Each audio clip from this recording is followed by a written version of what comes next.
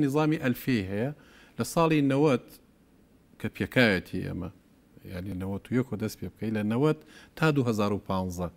چەند تەوەرێکی داناوە بۆ وڵاتەکان بۆ هەموو وڵاتەکانی جیهان هەموو سەرۆک کۆمەرەکان ئیمزایان لەسەر کردووە کە لە ماوەی ئەو 25 ساڵە ئەم وڵاتەی تۆ چی بکە بە پێی داهاتەکەت دراسە کراوە و دراسەیەکی تریش تێژینەیەکیش پێشوەخت کراوە تۆ ئاستەکانت لەم بوارایە تۆ ئەبێت تا 2015 چی بپێکیت ئەم حاڵەتان لە ساڵی 91 ئەگەر سێری ئەو داتایانە بکەین دواکەوتوترین و نەبوونیترین شوێن لە ئاستی عێراقا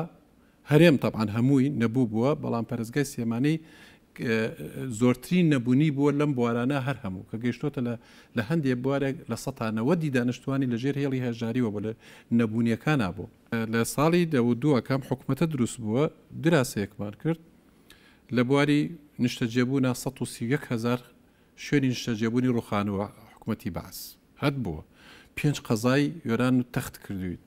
28 ناحەی وێران کردووە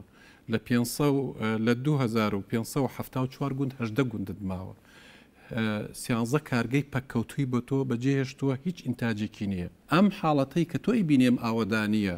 ئەم پێشکەوتنەی کە لە پارێزگای سلێمانی سە پێشەنگترین پارێزگایە لەسەر ئاستی عێراق دامو دەستگاکانی دەوڵەت و لە ژێر چەتری ئەو ئیدارەی کە لێرە حکومڕان بۆ دروستی کردو هێنانەتی ئەو کاری کە ئێستا لە هەموو بوارەکانە دواکەوتوترین پارێزگا بووین لە بواری خوێندنای ئێستا پێشکەوتوترین پارێزگای لە چ بەڵگەی لە جیاتی 310 خوێندنگامان مابوو 2238 خوێندنگا دروست کراوەتەوە 6,000 مامۆستات هەبووە حکوومەت توانێتی 48,000 مامۆستا دابین کە بۆ فێرکردنی